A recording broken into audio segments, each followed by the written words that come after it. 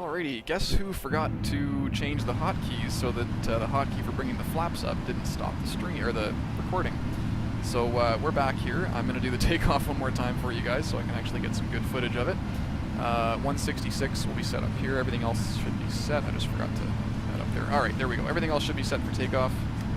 We're going to go up to 5,000. Actually, I'll go up to 5,000 feet. Cabin's ready. Alright. And there we go. Okay. So here we go. The guy in front of us is already long gone. So, yeah, this is done after the fact. The whole flight was over, and then I'm going to come back and do this just for you guys so you can see the initial climb up to 18,000 feet. So once this segment is done, we'll go back with the original program. So here we go. Brakes released. Throttles up. And toga. Throttle ref.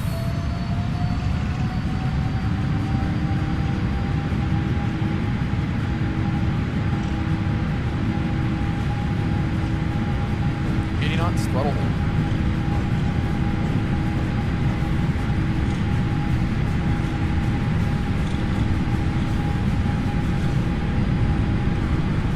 A1. Okay.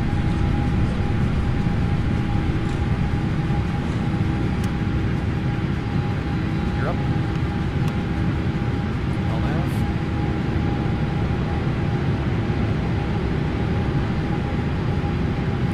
Throttle ref, VNAV speed.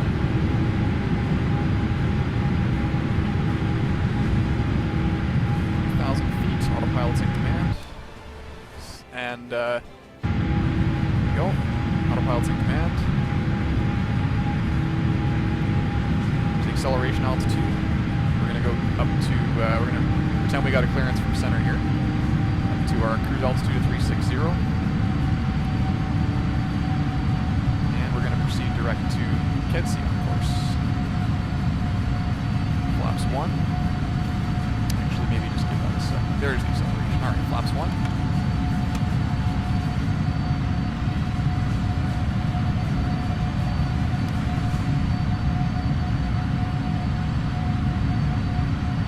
And flaps up.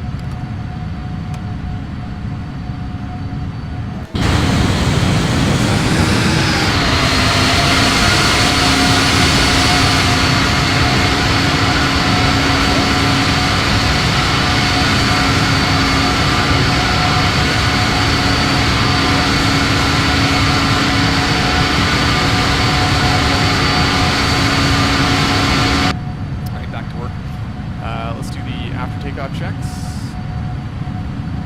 and this has all been reset because, yeah, like I said, I had to redo the whole thing again. So let's go after takeoff. So landing gears up, flaps are up. Okay.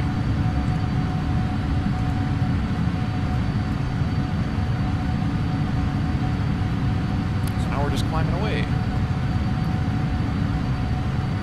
Up till about 18,000 feet, there's still a few things for us to do. As the lights and seatbelt signs if possible through 10,000 feet. And the altimeters go to 2992 at 18,000. What that means is the altimeter setting here is that pressure reading, which allows us to compensate for variations in daily atmospheric pressure and actually have it read the appropriate above sea level height. Whereas above 18,000 feet, we're not so concerned about how far above the ground we are, or the sea for that matter. We're concerned that all the airplanes traveling at 18,000 feet or higher are using the same setting, so that if I say I'm at 25,000 feet, someone else says they're at 26,000 feet, we know we have 1,000 feet between us and not some lower number because they're using a different setting. So above 18,000 feet, we all use 2992. Turn at Kedzie, direct to Doveco.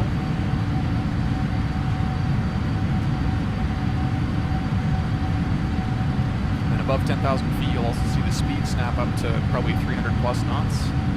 Below 10,000 feet, there's a speed limit of 250 knots or less, and that is because of birds. If you're going to hit a bird, you want to hit a bird at a slower airspeed. You have less damage. Chances of having birds above 10,000 feet go down significantly.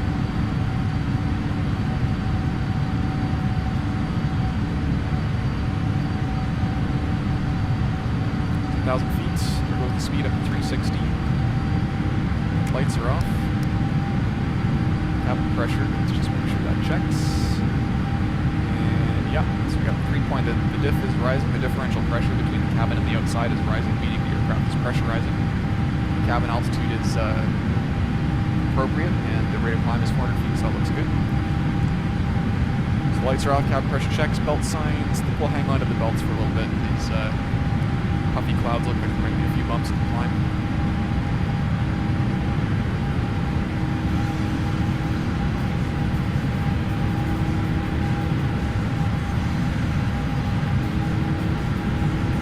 Notice also the power is coming up. We talked about that derated climb, or derated takeoff and climb to save wear and tear on the engines. It's also partly for noise as well. The higher the thrust setting, obviously the noisier it is. In a heavily populated area like Toronto, it can be an issue. But again, above 10, 12,000 feet, who cares about the noise? You can make as much noise as you want, there's no one up here. So the power does come back up to its full climb power, not the climb derated. The climb -1, as you would say.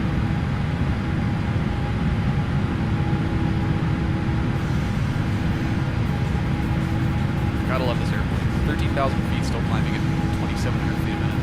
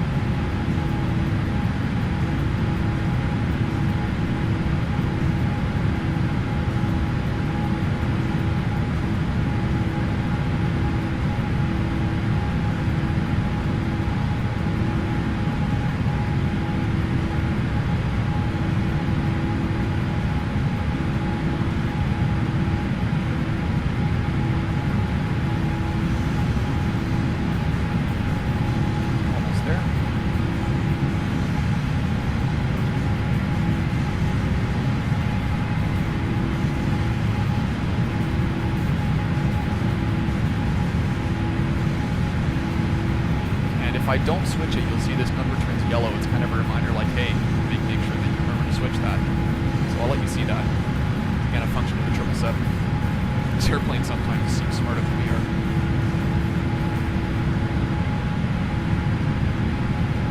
It's 18,000 feet. And 3018 turns yellow in a box. We can switch it now. So 18,2992 set. Standard and green. There you go. Next step is to level off at cruise altitude, and I'll talk to you a little bit later on, and probably do a fuel burn calculation for you guys. The belt signs are off, auto.